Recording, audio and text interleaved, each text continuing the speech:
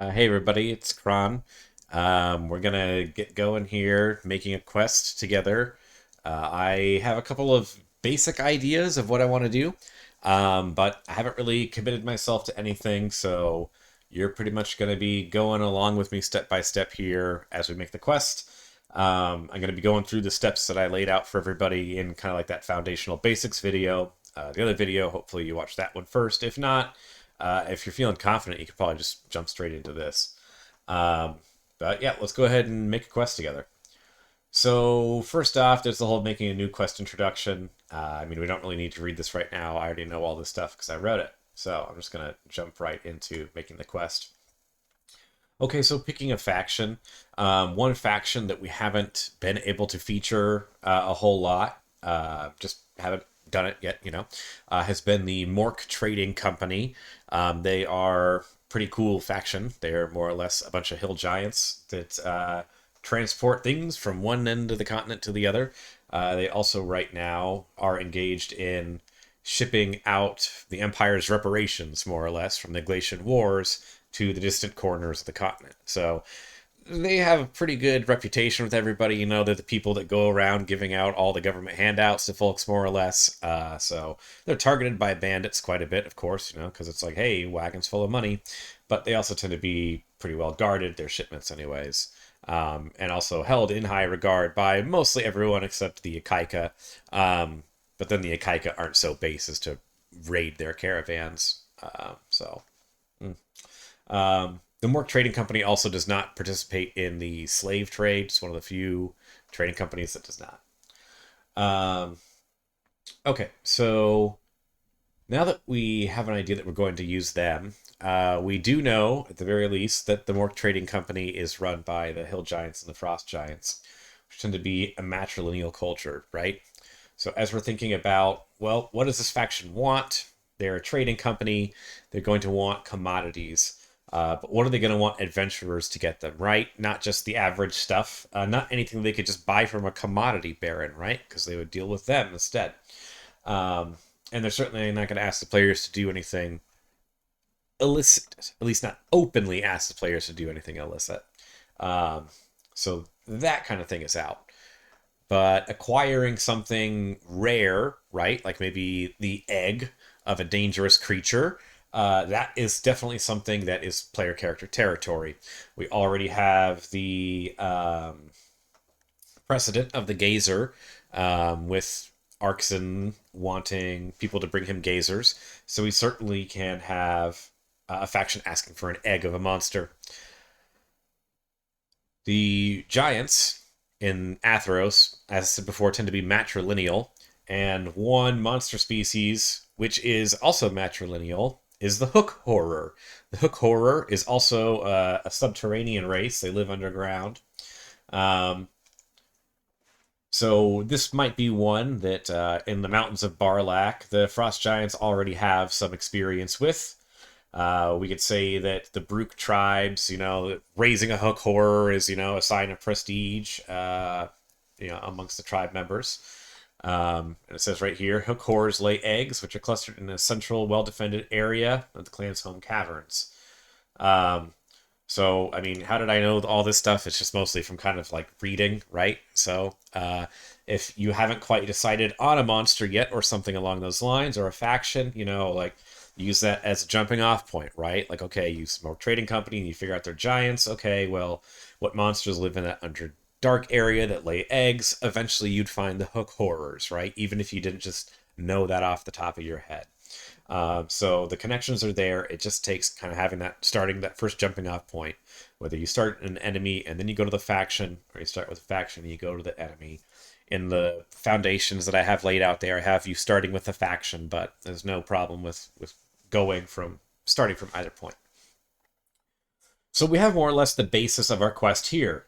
The Mork Trading Company wants adventurers to go and get hook horror eggs for them. Where in the city could this be? It could be perhaps in the Underdark in the Central District, but then that might restrict some player access. And it might also compete with the Roper area. The Civ is not being used a whole lot, and it's certainly possible that the hook horrors are kind of living in the darkened and abandoned areas of the Civ, especially now that the Moon Clan's been gone for a few months. It's possible that the hook horror population has spread and grown. So the Civ might be a good place to feature these. That might be where the quest takes place. Okay, so taking some further look at the hook horrors here. Uh, well, before we do that, let's look at our to-do list. Okay, so we've picked our faction, right? We're using hook horrors, so the quest details. It must be repeatable. Okay, so we can assume that there are multiple hook horror layers in the Civ that the players can kind of go to try to find these eggs. We want to try to include the why. Okay, so we would include in the quest description then that the Merc Trading Company wants these for Brute nobles or something along those lines, right? You know, it's a status symbol, and with the war over, you know, kills aren't nearly the same status symbol that they used to be. So this works out. Um, Singular or multiple objectives. The objective here is to steal the hook horror egg. Whether or not to kill the hook horrors, I guess, is up to the players. There's not going to be, I think, any additional reward for that. Um, so yeah, I guess it's a pretty singular objective. Uh, okay, city lore of the city and or current events. We've already kind of tied it a little bit into current events there, right? With no war, Frost Giant nobles are looking for other status symbols, and this is one. New NPCs or monsters in the quest. The Hook Horror is a new monster, the Mork Trading Company. We also don't really have any NPCs for that. So if you aren't a GM, you might have to talk to a GM about getting an NPC made, or at least I certainly would for this quest. I'd also need an NPC handle for the Hook Horror. So that would be something to talk to the GM about as you're kind of developing the quest, so you can have those ready for you. So let's then the location. So we were talking about the Civ. It's an area without a lot of in-game RP, without a lot of spam. It's also connected to the nature of the enemy there, right? So we've hit the location nails on the head. As far as the location of where the quest is, it can be in the Mork Trading Company. That's where folks turn in the reward and go to get free information from the quest giver, right? So that location will be connected to the quest giver. Okay, the level range. So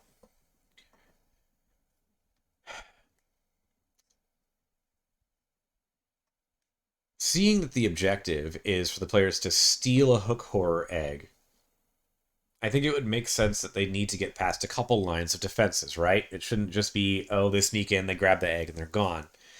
Perhaps an initial stealth check to get past, like, you know, the male hunters on the outside of the nest, and then a secondary follow-up stealth check in order to actually get the eggs, a sleight of hand to remove it from the webbing, right? And then some other escape check. So there's going to basically need to be like two waves, if you will, of the hook horrors. The outer wave and the inner wave, right? The hunters and then the nest wardens, right? Um, so I think it would make sense for there to be two hook horrors per player, right? Um, yeah, I think that would make sense because then either way it's going to be pretty tough. If the players get noticed right at the door, the hunters can distract the players while the nest wardens grab the eggs and run. But if the players do manage to sneak in and they're caught red-handed with an egg or right before they grab it, then the nest wardens will be able to distract them while the hunters rush in and grab the eggs and go. Or vice versa, the nest wardens grab the eggs and run while the hunters come in and buy them time. Whatever the case may be. But yeah, it will have the possibility to overwhelm the players, which is good. Um, Especially if you look at the hook horror tactics, it says that they find the largest threat basically, and they group to take it out first. So the hook horror, as we'll go into later, the attack pattern, um, we'll probably see them mobbing the strongest or most armored player. Um, so the level range, if we're going to have, let's refer to these level tables here. If we're going to have 2 hook horrors per player, we have here the Xanathar Encounter Builder. Here we go. A quick matchup table. So if there are 2 CR3s, which are CR3, then that would be an appropriate challenge for an 11th or a 12th level character. In other words, that's where things would pretty much start to get good, right? You know, where you feel like it's an appropriate matchup. Now, keeping in mind that these tables are constructed with the players having no magic items, right? And Hanu is a very magic item heavy setting. We can go ahead and we can kind of bump that scale up 1 level, or I guess down 1 level, right? So we can say that this would really be an appropriate challenge for level 10 to 11 players. We could probably set the level range at 10 to 12. But realistically, 10 to 11 is when people are going to be able to do it. There might be some, though, that really need that 3rd ability score increase before they're going to be really useful against these. So we'll say 10 to 12 will be the level range for this. Okay, so we've got that more or less set up. Okay, a reward. The reward should match the quest giver or the quest. You know what the Mork Trading Company has? They have a lot of gold. So do the nobles that are going to be paying for these eggs. So the reward is probably going to be a lot of gold. We may also incorporate Mork Trading Company reputation. It's just at this point we don't have anything in the reputation rewards for the Mork Trading Company. So it may be a little premature to add that. We might need to talk to a DM about reputation rewards for the Mork Trading Company if that's the case. So for now, we will disregard any sort of reputation rewards. Keep in mind that there might be an inquest reward in this case. I'm trying to think here what might be there in a horror layer. They wouldn't really have any magic items. They can communicate with each other, but they can't really use magic items, right? And I don't imagine the Moon Clan had any sort of like a weird deal with them, right? You know, where they were storing stuff there. I mean, it's a possibility, right? Like maybe every now and again one of them is a Moon Clan cache and there can be a horde in one of them. Um, that's a possibility, right? But I wouldn't want every single one of these, I think, to have just like random loot drop. I don't think it would really make sense for the hook horrors to have all that loot, right? Um, so I think it's probably just going to be a lot of gold for this quest. And it's just going to be difficult to achieve, right? The hook horrors are going to be easy to kill, but it might be a little harder to nab the eggs without accidentally dealing AoE damage to them, right? Or somehow they fall from the ceiling and hit the floor and then crack, crush, that's it. Or whatever it happens to be. Or the hook horrors just get away with them, right? So I think it'll just be a big fat pile of gold if they manage to get it, and if they want, they can kill the hook horrors from some experience too. But other than that, this is just going to be a good old gold grind. Okay, flow and progression. We'll get back to that in a second. This is going to be us actually making the quest. For now, let's go to the Google Doc, and let's kind of fill in the blanks with everything that we just did. Okay, so this is not actually Ghostbusters. This appears the actual Ghostbusters quest. I have just copied and pasted the quest so that I can kind of fill in the blanks, right? Okay, so we need a name for this egg quest, right? How about over easy? Because it's not going to be over easy. Okay, and it's hook horrors. Okay, so the name of the quest is over easy. And it's going to be for the Mork Trading Company. Okay. I'll go back and get some of the description there in a second. Let's see. So the goal is going to be safe. with eggs. Location. Let's... I like to do it this way. Mork. Okay, so we get the Mork Trading Company there. Space, and then the sieve.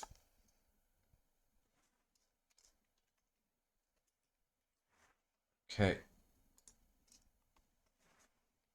All right, there we go. Average time. Okay, so we don't really know the average time on this yet because we haven't decided if there's going to be like an initial or a search encounter as the players are going through the sieve looking for them. So we'll leave that blank for now. We'll say XXX minutes.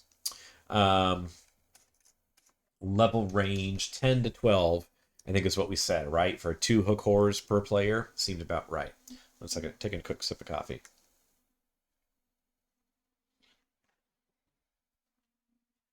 Okay, so the risk here. I'm guessing the risk is going to be about medium. The hook horrors can't do a whole lot of damage, and they can't really target a whole lot of defenses. They're not forcing a whole lot of saves. We may be able to get some sort of environmental factor that forces a save. But as of right now, these things are just dealing damage, and they've got a +6 to hit. So if a player has a 24 AC, these things are only going to be hitting 15% of the time.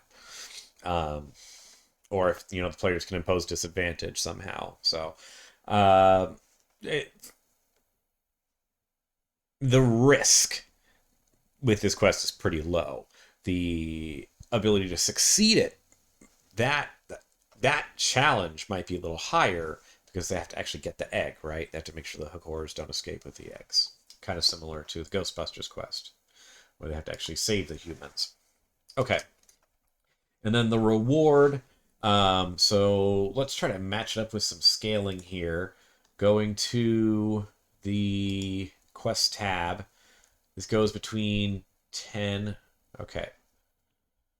So this quest, which was level range 9 to 12, was 50,000 gold and 5 potions of longevity to split. So assuming that's maybe supposed to be for 5 players, that would be 10,000 gold each, right? Okay, so that's 10,000 gold each, but that's also a big event quest. So Vahikane, Treasure Island. This is level range 12 to 14.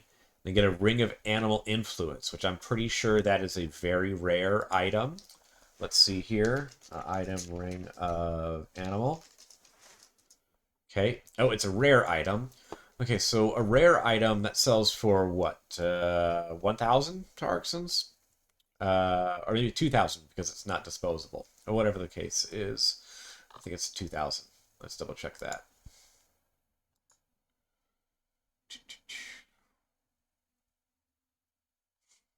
Okay, yes, 2,000 for a rare because it's non-consumable. Okay, so 2,000 for a quest that's in the level range just below it, right? Or so, no, sorry, that's in the level range just above it. But this is also a faction that does not give out money, right? They also give out reputation and experience. The Potion of Heroism, that's a rare consumable, and the Death Washer has a value of about 160. So this is about 1260, or sorry, 1160 right there. 162,000, and then this one here that's actually rewarding a bunch of gold and magic items. Those potions of longevity are also rare. So, or are they very rare? That's a good thing to check. Let's see, item longev. Very rare. Yeah, okay, those sell for 10,000. So that's 20,000 gold per player in this kind of level range that we're sitting at right now. So, I mean, 5,000 gold per egg, that seems like a lot, but at the same time, if we just make it difficult enough, I mean, in this case, it's maybe not the risk equaling the reward. The risk is failure of the mission, right? The risk is the wasted time, not necessarily that you die, but that you weren't fast enough and you have to live with the burden of failure. So 5,000, 3,000 GP, maybe 3,500 per egg. If they can only get one egg per person, right? And they go in with a three-person party, and they finish it, and they each get an egg. That's just shy of 10,000 split three ways. I mean, there's times in the rope request when people will get a very rare item drop consumable, and that split three ways is 10,000. Um, so 3,500, I think it would be more than fair. Maybe it should be 5,000 per egg. 5,000, let's see. I mean, if this quest only takes about 45 minutes for some experts to complete, then in 3 hours they could have completed it 4 times. So if it's 5,000, then they could be making 20,000 gold in 3 hours, which is a lot of money to make in 3 hours, even with a hardcore quest grind. Um, but then again, you solo a roper and you get lucky, you get a very rare item. That's 20,000, right? That's a drop. So the idea is that this would be more consistent high gold as opposed to roper fishing, which would be that same thing. You know, it's consistently lower gold, but occasionally you can get that very rare item worth 20,000. I think, yeah, 5,000 per egg. Um, yeah. Trying to think, like, let's say a player, like a level 16 comes in with two level 5s and is like, hey, I'm going to give you each 1,000 gold. Uses some sort of like super enhanced magic missile, right? To like auto target the 6 hook horrors without hitting any of the eggs, and can somehow do this uh, with a 6 level spell slot, right? So they can do this 3 times. Yeah, I mean it's a pretty extreme grind. They're still going to be limited by spell slots per day, and also their party mates not giving away their presence, right? Because the number of eggs that spawn are going to be based on the number of people that are making that initial stealth check, right? It's not going to be like, oh, there's 5 of us, but you 4 wait in the hallway. I'll go on ahead and just sneak and put the eggs in my bag of holding, and I'll be the only one making stealth checks. I don't think we're going to allow that. I think it'll be the players that are kind of starting that quest, those will be the ones that are involved in that stealth check. Okay, so a lot of kind of roundabout talking here that has eventually landed us on 5,000 GP per egg returned, right? Let's see how we have it capitalized and everything here. Sorry, extreme scroll. Yeah, okay, so it should all be capitalized. 5,000 GP per horror egg. Don't bring me a chicken egg. All right. So the risk, I'm going to leave it at medium because I really think the risk here is medium. Honestly, it might even be easy, but I will wait to downgrade it to see if anyone dies or not. Now, let's get some dialogue for them. Okay. I don't know exactly the NPC that's going to be saying this yet. I haven't developed a personality for them. But we do know it's probably going to be a hill giant. So we can think more or less with that mindset, right? So let's see here. I'm just going to put this here for now, too. Okay. Let's see. Yeah. Need a sip of coffee to think.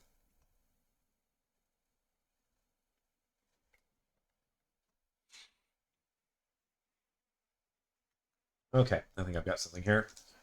Okay, so nobles from Barlac are demanding exotic pets and trophies as status symbols and personal here.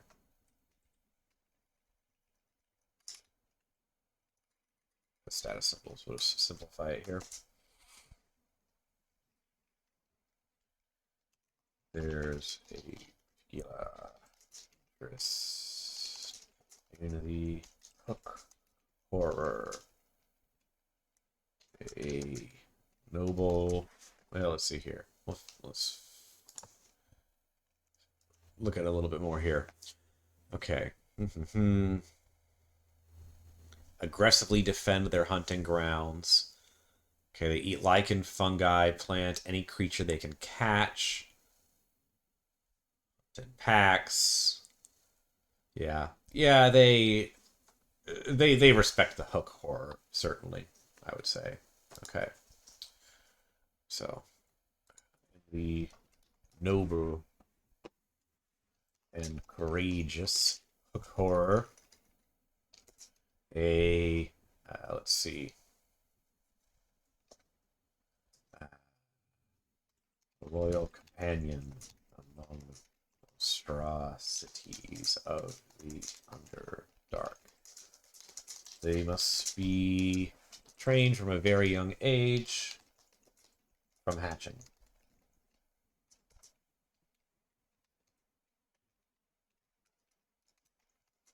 Bring us eggs from their nests found deep in the sieve, and you will be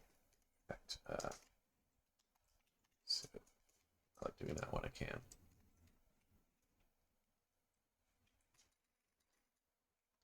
Okay, found deep in the sieve, and you will be richly rewarded. Okay. See how it looks. Okay, nobles from Barlack are demanding exotic pets as status symbols. There's a particular interest in the noble. Well, I've got noble there twice. Let's see. Well, tribal leaders from Barlack. Excuse me. Wow.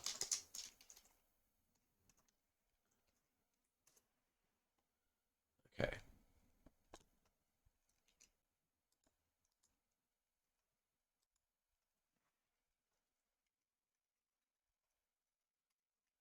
Tribal leaders. Another word for value. Tribal leaders from Barlack value exotic pets as status symbols. Covet exotic pets as status symbols. Okay, I think that's a little better. Let's read it one more time here. Okay, tribal leaders from Barlack covet exotic pets as status symbols. There's particular interest. We can get rid of that A. Okay, there's particular interest in the noble and courageous hook horror, a loyal companion among monstrosities of the Underdark. But they must be trained from hatching. Bring us eggs from their nests found deep in the sieve, and you will be richly rewarded. Okay, I think that's pretty straightforward. Good old frost giant language. The last sentence is a little bit wordy and comma heavy for them, but I think it works. Okay. Going back to our little document here. I'm going to paste this in. It's even pretty short. That's nice. I like it when it's short. Short and sweet, to the point. Okay. So, the intro. We'll go ahead and type out here what we already kind of talked about over the microphone. Noble root lines of Barlack. Consider the horror and aggressive matrilineal defender of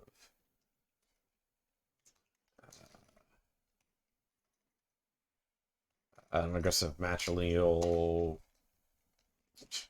aggressive defender. I mean, wizards put it in the monster manual, right? But it sounds weird when I say it.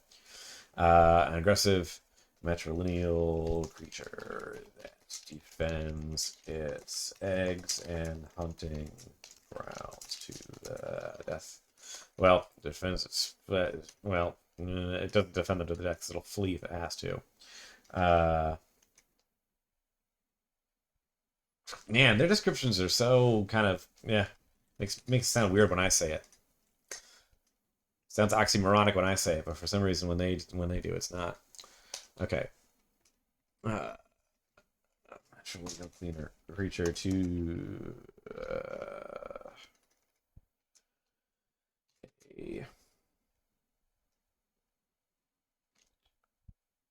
primal their own brutal civilization. Okay. They have their own language, a climb speed, and family dynamics that uh, closely resemble the group tribal culture.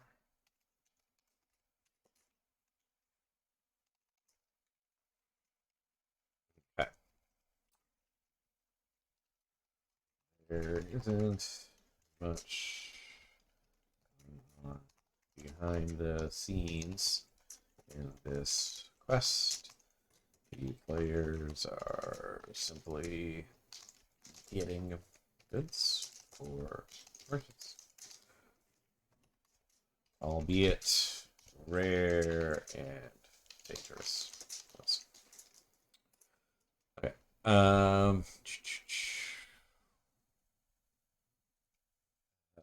The players can either dive right into the sieve if they're brave enough or know what they're doing, or they can stop by the North Trading Company for more information about where the hook horrors lair and their strengths. Okay, so some dialogue options to get you started. Again, we haven't named this NPC yet, so we will need to come up with a name for them. Um, for now, I'll put Hill G. Well, that might be taken already. I'll just put. I'm trying to think of a good placeholder that I can use here. Um,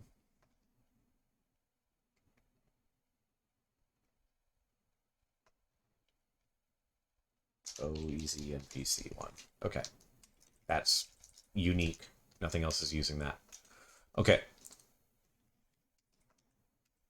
Okay. This stuff I sometimes like to type in Discord, just so that the quotes and everything are the same straight quotes that we see in Discord. Okay, so what is this person actually saying here? You see, oh, easy one.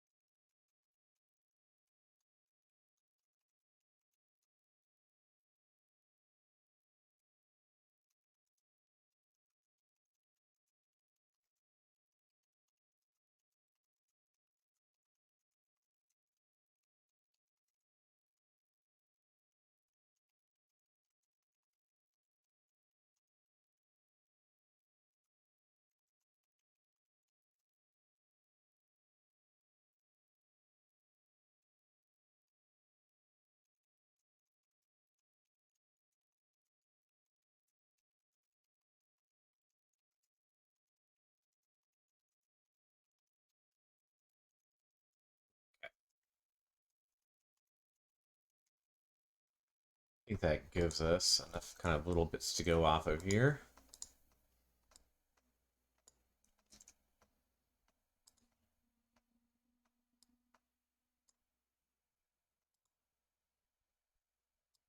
Do.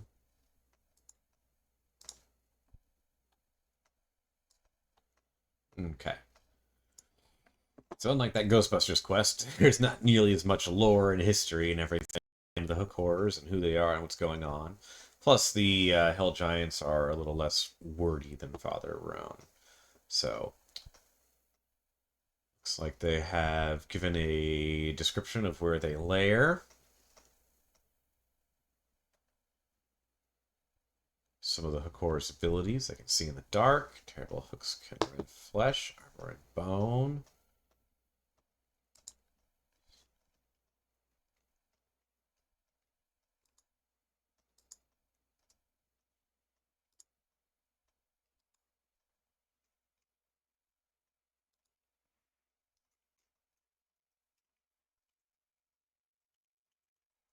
Add on to this a little bit more.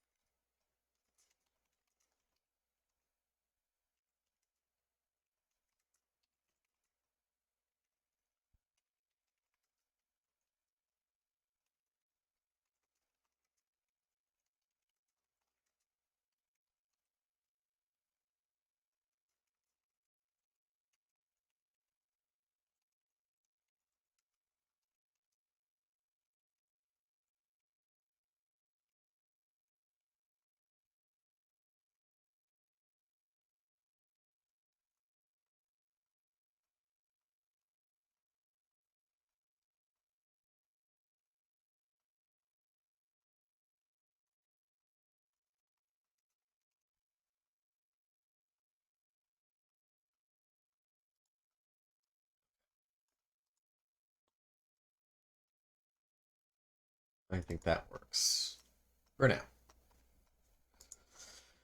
Okay, so base travel times. Let's see here. If they enter the sewers through the Mork Trading Company, man, I got a lot of channels open here. Which pretty sure that they can. Do.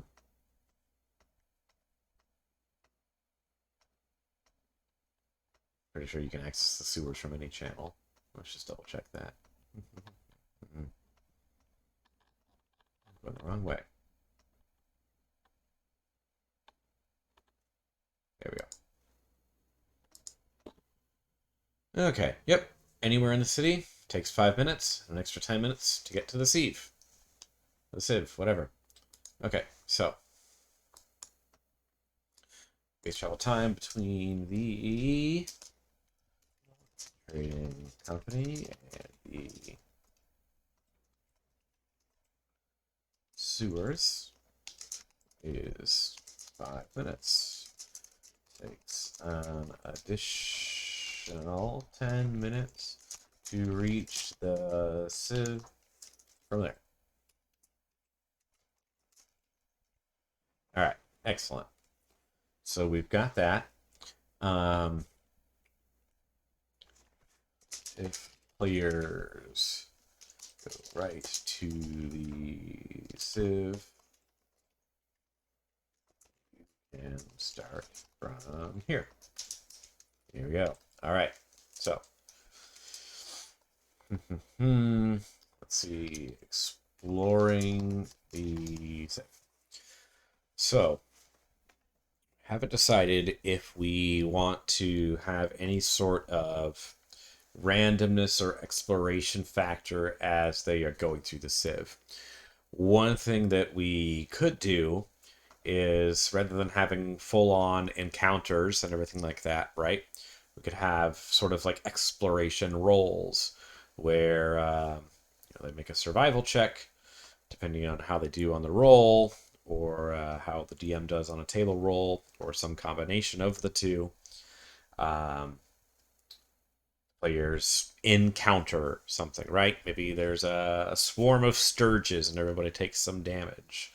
or some people get stuck in quick muck and they have to roll a strength check or lose a weapon at random, right? Something along those lines. Could be kind of fun. A good way to add some variety to the quest without making things take forever, right? So we don't want things to take forever. That would be bad. So here's what we're going to do. I am going to really briefly kind of get the skeleton for a generator set up here. We'll make one of those really quick, and we will include that. So I'm going to pause really quick here. I'm just going to go find something that I can copy and paste. I just don't want you all to see all of my Avrae dashboard stuff. But I'm going to pause right here, and I'll be right back. So hang on one second. Hey, okay, I'm back. Back squad. All right, so moving on here, we have now this alias, or at least the start of the alias right now. Basically, we are going to make a random encounter generator where the players have a chance of finding the hook horror lair or not, instead of encountering something else. And they'll just make a quick save, or they'll take some damage. They'll take some damage either way, really, because we just want to try to whittle them down a little bit. So we have right now a Stirred Swarm as one of our options.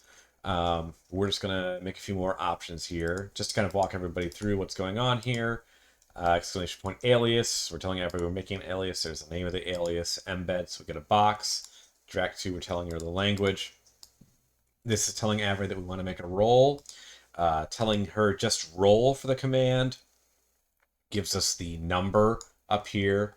If we do v-roll for the command, as evidenced, hang on a second. If we do v-roll as evidenced here, instead of roll, it does the full dice roll. So if you want players to see the dice roll, then do v-roll. However, if you don't, I like keeping it a little bit of a secret so players don't know the dice pool. Just do roll. So there's one of the rolls that we have. This is our encounter table right now. This is all one entry, everything between these two quotes right here. These quotes on the outside of the string do not count. They're not considered boundary quotes. So this is all basically one entry. We can start putting another entry in here, just like this, comma, and then boom, we start putting in our next entry. We will do that momentarily. Then encounter, it's going to take a random choice out of our encounter table there. Right now there's only one option, so it's just always going to come up with the Sturges. And then this here is everything that the players will see. So return, we're going to have a code block here. There's the title, let's get cracking. The description, or the subtitle is you explore the civ, stuff is going to happen, and then the encounter is listed there. Let's remove one, just enter. Let me just see how it looks now. Get cracking. Okay, that looks good. Excellent. Okay. So, with all of that said and done, let's go ahead and add some more of our options here. We're going to want to add our option for the hook horrors as well. We're not going to want to forget those. So let's go ahead and add that now. So let's see here. Here, clicking.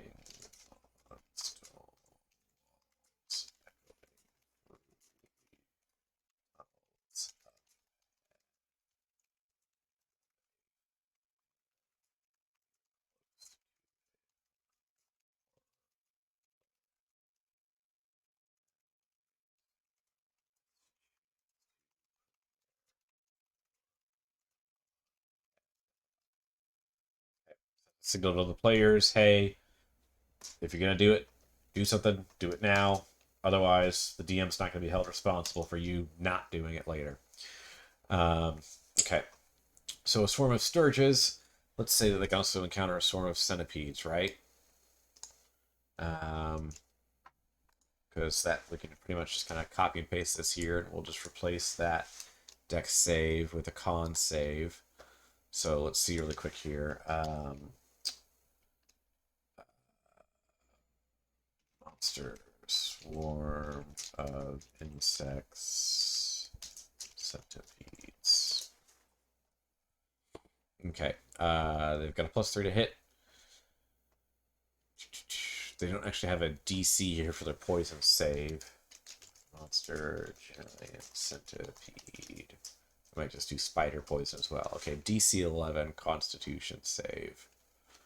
All right, or 3d6 poison damage. All right, so we actually want... that's not where I wanted to go. Some other server.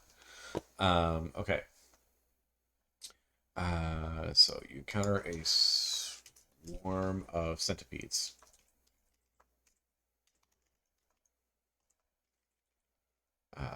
Make a DC 11 Constitution save.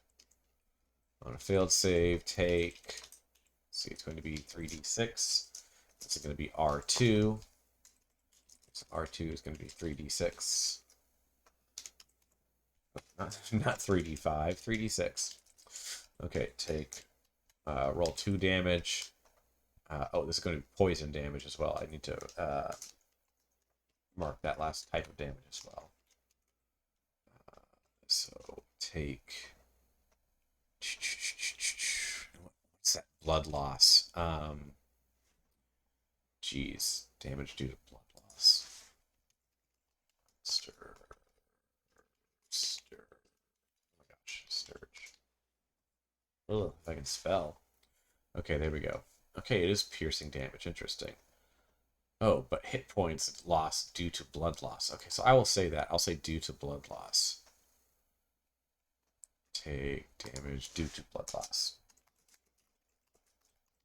Okay, there we go. Okay, so on a failed save, take that much poison damage. Successful save, take half as much damage. So take poison damage and become poisoned for 1 hour.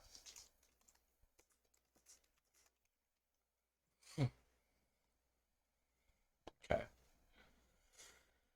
So they can encounter a Sturge Swarm as well. Let's see here.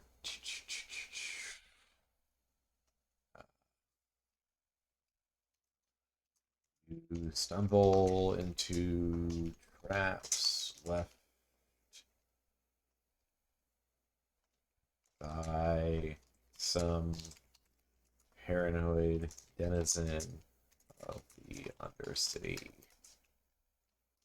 Make a X, we'll say DC 14. Save. It's a slower DC but more damage. A failed save. Take, we'll say 2d10. That's more than appropriate for this level.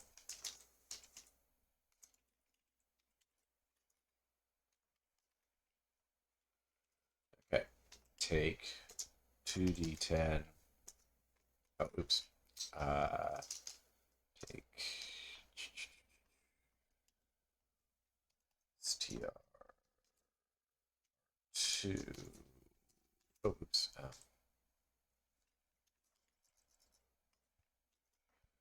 There we go. Slashing damage. Successful. I guess I could have copied and pasted this from the last line. Save, take half as much damage.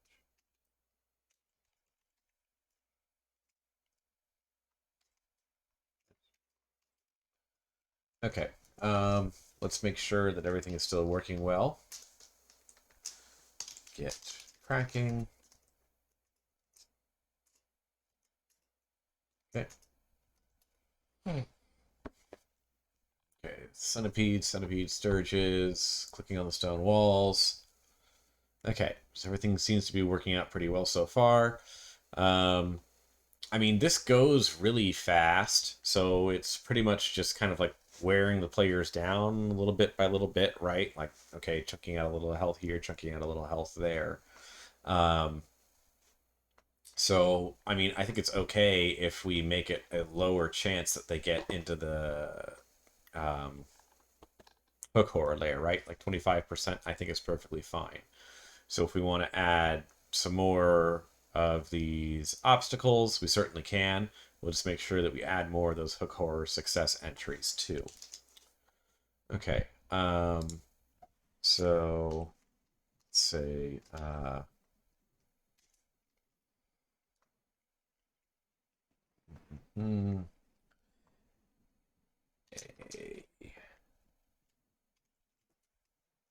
cloud of steam rushes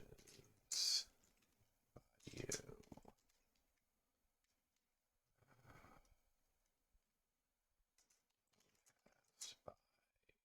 Sudden shift.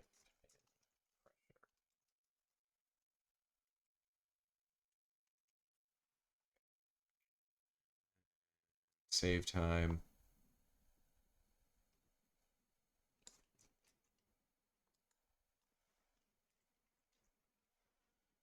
Okay, and this will also be a con save. Let's see. Hot steam. That'll be a DC 14 con save. Um, fire damage. And let's see. Hot steam. Gosh, I want to say that there are like some steam breath weapons and everything like that, but I'm also just going to go by kind of like recommended damages for this level range too. So let's say 3DC14. Yeah, let's do that 3D8. Let's just say that 3D8.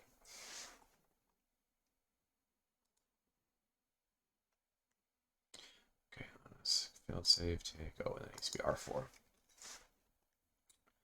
Okay. Oh, and also this needs to be R3. Okay, there we are. I know what I'm doing. Okay, and become blinded.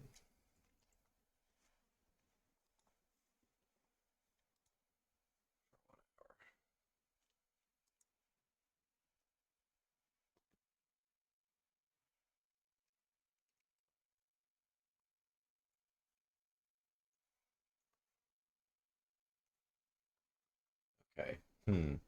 I'm wondering if characters that are immune to fire damage should not be blinded by it. If you become blinded for 1 hour if you take damage. Okay. That way, characters that are immune to fire damage won't become blinded. Okay. So let's see. What about some sort of like wisdom save, right?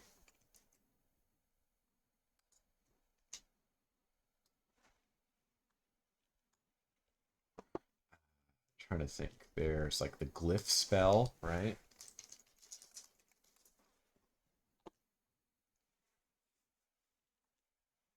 Yeah, there we go. Glyph, that's a good one. Huh.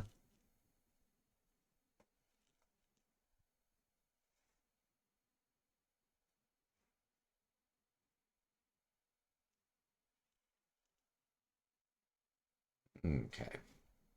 Explosive rune. Spell glyph. I think of the explosive rune. We're just gonna keep it simple.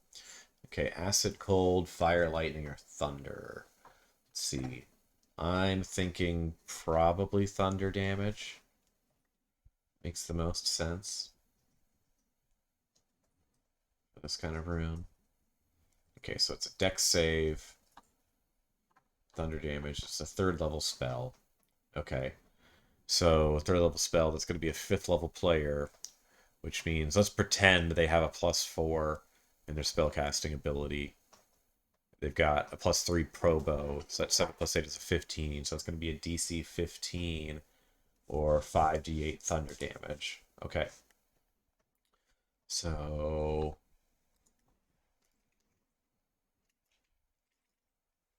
got 5d8 thunder damage.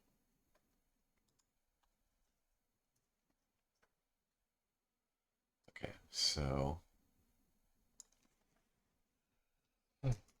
mysterious glyph on the wall suddenly explodes with lethal force. Make a DC 15 dex save. Let's see, on a failed save, take R5 thunder damage.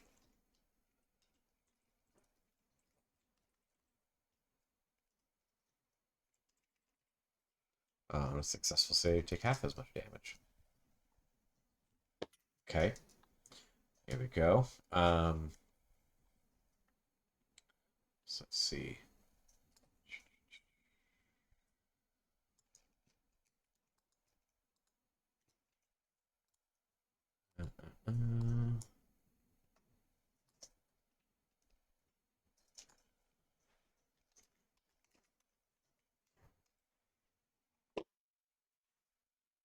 Okay, so let's see.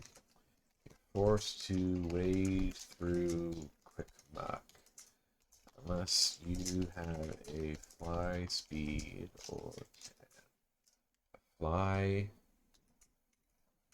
or climb speed.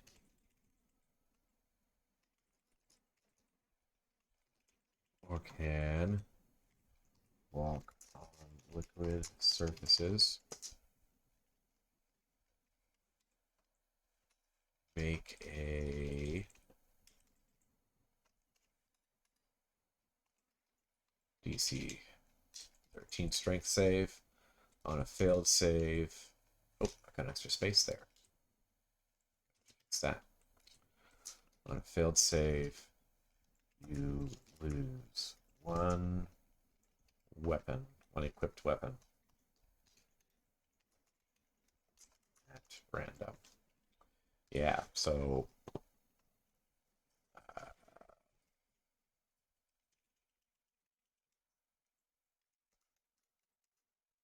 sinks into the sludge.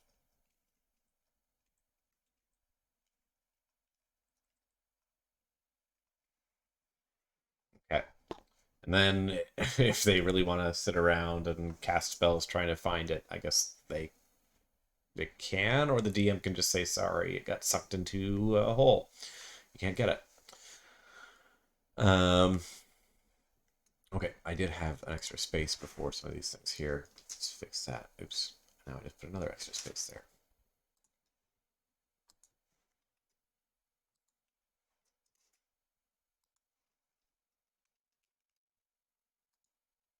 Okay, there we go. Extra spaces are gone now. All right, so that's 6 complications. Let's see if we can come up. Okay, no. Yeah, so that is an even number now. 6. We add one of these. That will make it 8 total with a 25% chance. Okay, so let's see here now. Get cracking. And of course, if I wanted to, I could put this information into a GVAR so that I could have a lot more entries.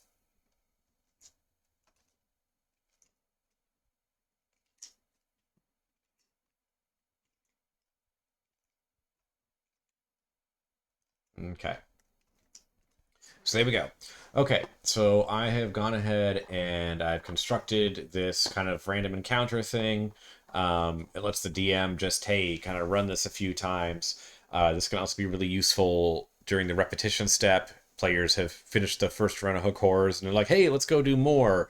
All right, well, now it's not just simply, all right, you go beat up the next crew or you go sneak up and steal the next round of eggs. Now you have to actually get through a little bit of an encounter first, right? So let's go ahead and we will add that here to our Exploring the Civ. So let's see here. Uh, uh, the hook horror dens are spread throughout the sieve. Players will need to explore the area in order to find them. There isn't a survival. Well, I mean, yeah, that's the thing. If we just make it purely random, then, a ranger that comes down here might say, oh, but I want to use my survival check to try to find the hook horrors faster, right? Um, so saying, hey, we're not going to base it at all on any sort of player role, players might feel like a little bit more disenfranchised that way, but mm, you could say you roll twice and the if the hook horror is there, then they get it, right? So you treat it like a roll with advantage, if you will. So there isn't a survival check to explore the area. Instead, the QM simply runs what is it? Get cracking in order to determine what the party finds. If the party makes a convincing case that they should have advantage on the roll, or let's see, convince a case that they should be able to find the hook horror faster than the average adventurer, such as a ranger with a favored enemy. What is it? Monstrosity for the hook horror? Yep, monstrosity. With the monstrosity.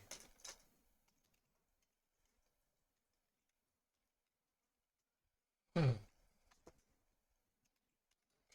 the QM may roll twice and allow them to find you. Hook. Or if it's roll. Basically, it's a roll with advantage.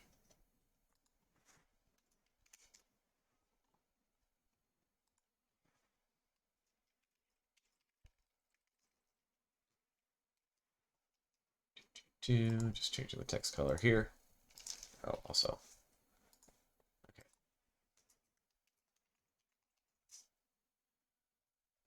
Yeah, otherwise.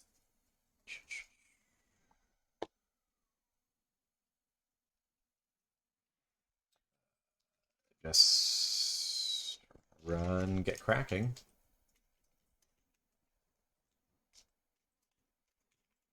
Ah.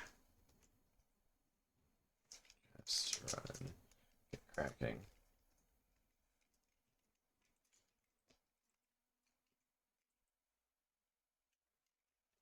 Kill. Eh. The players find a hook horror lick. Okay. And the other nice thing about doing it this way too is that I can always add to that get cracking table later if I want to.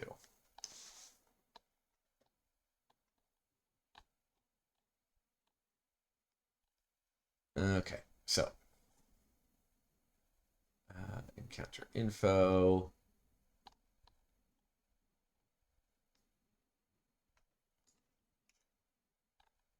I will have to go to beginning the encounter now. Okay. All right, so we've got the introduction more or less dealt with. We know the monsters that we're going to be using. We know the numbers. We know what the player is going to be trying to do. We have the introductory element set up as to how the player is going to be getting down there. So now it's a matter of beginning the encounter. We're going to kind of set the scene and so forth for the players, and kind of make sure that they know what's going on and how they can interact with everything, right?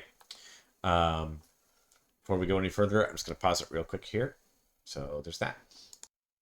I am actually going to stop this video here for now. There will be a second video where we go on from here, where we design the map, add the hook horrors to it, start going over the attack patterns and everything. But yeah, this first hour, this first video anyways, is about selecting your enemy, getting the quest set up, doing any sort of like pre-quest exploration or things like that, right? It's about kind of doing the initial setup before the actual encounter itself. In the next video, we'll be focusing on the encounter, adding all the creatures to the map, the attack patterns, and then the rewards and the conclusion of the quest. So this is where I will leave you for now, and I'll see you in the next video.